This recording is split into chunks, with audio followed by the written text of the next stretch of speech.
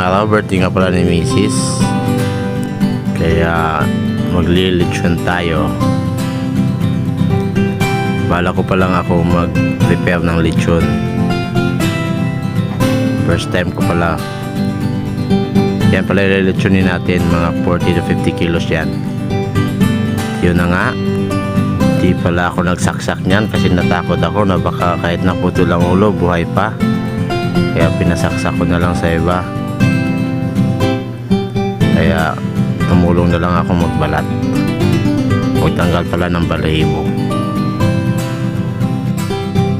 Sa pagtatanggal nga pala ng balahibo, may tamang init yan ng tubig. Hindi pwede yung sobrang init kasi nasisira yung balat.